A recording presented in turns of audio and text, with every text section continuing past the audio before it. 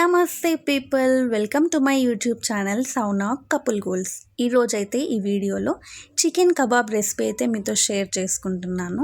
ఒక్కసారి రెసిపీ అయితే ట్రై చేశారంటే మళ్ళీ మళ్ళీ తినాలనిపించే అంత టేస్టీగా అయితే ఉంటుంది. బయట లేయర్ అంతా క్రిస్పీగా, లోపల చికెన్ ఫ్లెష్ అంతా కూడా మనకు టెండర్ జ్యూసీగా చాలా బాగుంటుంది.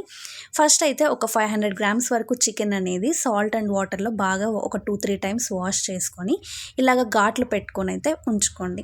తర్వాత ఇందులో మనము ఒక 2 స్పూన్స్ వరకు కార్న్ఫ్లోర్ వేసుకోండి. తర్వాత ఒక 4 స్పూన్స్ వరకు బేసన్ పౌడర్ అయితే వేసుకున్నాను. మీరు కావాలంటే ఈ బేసన్ ప్లేస్లో కావాలంటే మైదా పిండి కూడా వేసుకోవచ్చు. ఇంకా కారం అనేది ప్యూర్లీ ఆప్షనల్ అనమాట. మీరు ఎంత కారం అయితే తింటారో అంతకు తగినట్లుగా వేసుకోండి. నేనైతే ఒక 4 స్పూన్స్ వేసుకున్నాను. తర్వాత ఒక 1.5 స్పూన్ చికెన్ మసాలా, ఒక 1 స్పూన్ గరం మసాలా అయితే వేసుకోండి. అలాగే సాల్ట్ తగినంత, మీకు టేస్ట్ తగినంత సాల్ట్ అయితే వేసుకోండి. తర్వాత ఇందులో ఒక 1/2 స్పూన్ అల్లం వెల్లుల్లి పేస్ట్ అయితే వేసుకోండి. ఈ డిష్కి మెయిన్ ఇంగ్రీడియంట్స్ అయితే కరివేపాకు అండ్ అలాగే చిల్లీస్ అనమాట. ఎంత ఎక్కువ వేసుకుంటే అంత టేస్ట్ ఉంటుంది కాబట్టి ఫైన్గా చాప్ చేసి అయితే వేసేసుకోండి. అలాగే చికెన్ అనేది మనకు లోపల సాఫ్ట్గా రావడానికి కొద్దిగా పెరుగు అయితే వేసుకొని అన్నీ కూడా మసాలాలన్నీ కూడా ముక్కకు పట్టేలాగా బాగా అయితే మ్యారినేట్ అయితే చేసేసుకోండి అనమాట. ఎంతసేపు ఎక్కువ మ్యారినేట్ చేస్తారో ముక్కకంతా కూడా మసాలాలు అంత బాగా పడుతుంది కాబట్టి మ్యారినేషన్కి అయితే టైం అయితే తీసుకోండి. అలాగే ఒక 1 ఎగ్ అయితే వేసుకోండి. ఎగ్ వేయడం వల్ల ఏంటంటే ఈ మసాలాలంతా కూడా కోటింగ్ అంతా కూడా ముక్కకు బాగా పడుతుందన్నమాట. తర్వాత లెమన్ అనేది ఒక 1/2 లెమన్ అనేది పిండుకోండి. స్టార్టింగ్ మనకు ఇలాగ జ్యూసీగా అయితే వస్తుంది. ఇలాగ అంతా బాగా మ్యారినేట్ చేసుకున్న తర్వాత ఒక 1/2 అవర్ లేదా 1 అవర్ అయినా ఫ్రిడ్జ్లో అయితే పెట్టేసుకోండి. 1 అవర్ తర్వాత చూస్తే ముక్కకు అంతా కూడా మసాలాలు పట్టి చాలా బాగుంటుందన్నమాట. ఇది ఇప్పుడు మనం దీన్ని అయితే డీప్ ఫ్రై అయితే చేయకండి.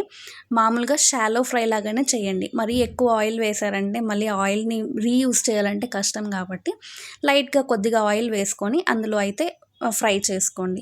ఫస్ట్ ఒకవైపు ఫ్రై అయిన తర్వాత నెక్స్ట్ ఇంకో వైపు అయితే ఫ్రై చేసుకోండి. ముఖ్యంగా ఏంటంటే ఈ పీసెస్ని ఫ్రై చేసేటప్పుడు మరీ హై ఫ్లేమ్లో అయితే ఉంచకండి.